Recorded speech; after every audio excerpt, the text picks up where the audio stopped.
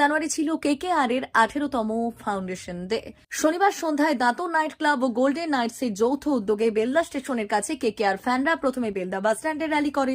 প্রতিষ্ঠা দিবস উপলক্ষে স্লোগান দেওয়া হয়, পরে KKR ফাউন্ডেশন ডে পালন করা হয় কেক কেটে। 18তম KKR ফাউন্ডেশন ডে পালন করার উদ্যোগ নেন সোমনাথ প্রধান, নাদিম শেখ, রোহিত পণ্ডিত, কৌস্তব জানা, সৌমকান্ত দাস, শুভঙ্কর ভূঁইয়া ও সমিত জানা। অতিথি হিসেবে উপস্থিত ছিলেন পশ্চিম মেদিনীপুর জেলার আম্বেদকর সংগঠনের কোঅর্ডিনেটর ও নারায়ণগড় ব্লকের আম্বেদকর সংগঠনের যুব সভাপতি শেখ আজিম আলী। আমি KKR, আমি KKR, we are KKR, we are KKR, दस के दाढ़ KKR, दस के दाढ़ KKR, KKR, KKR, আমি KKR, করবো লড়বো জিতবো রে, করবো লড়বো জিতবো রে, করবো লড়বো জিতবো রে, করবো লড়বো জিতবো রে। এই দেখো এত বড় লাইটটা দিন। আমি KKR, আমি KKR, আমরা KKR, আমরা KKR।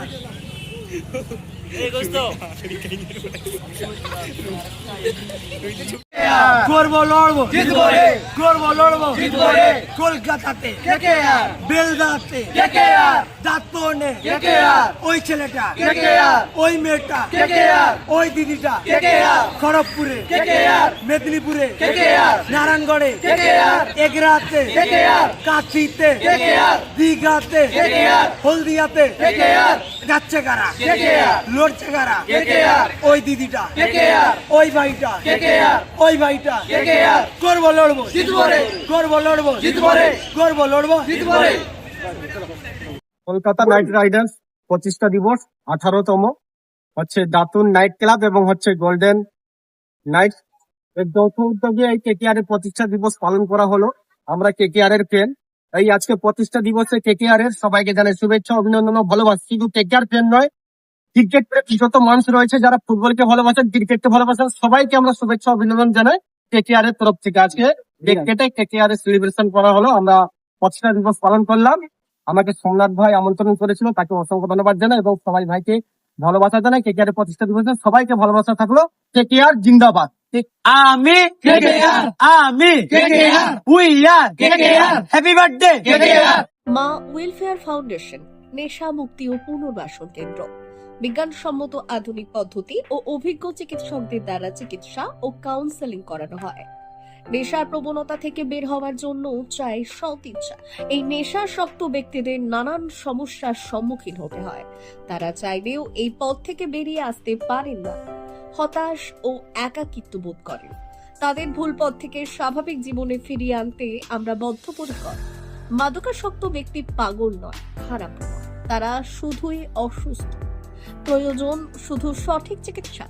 আপনার সন্তান কোথায় যায়, কাদের সাথে চলাফেরা করে, নিয়মিত স্কুল কলেজ যায় কিনা, অপ্রয়োজনে বাড়ির বাইরে থাকে কিনা, অস্বাভাবিক জীবন যাপন করে কিনা, আপনি যা অর্থ দেন তা সঠিকভাবে ব্যয় করে কিনা, পারিবারিক অশান্তি, শারীরিক অত্যাচার, স্ত্রী পরিজনকে অকারণে সন্দেহ, অবিশ্বাস, কর্মক্ষেত্রে অবনতি, মাত্রাতিরিক্ত আর্থিক চাহিদা বেড়ে গেছে, তার মানে আপনার প্রিয়জন তীব্র নেশাগ্রস্ততায় বা মানসিক সমস্যায় ভুগছেন।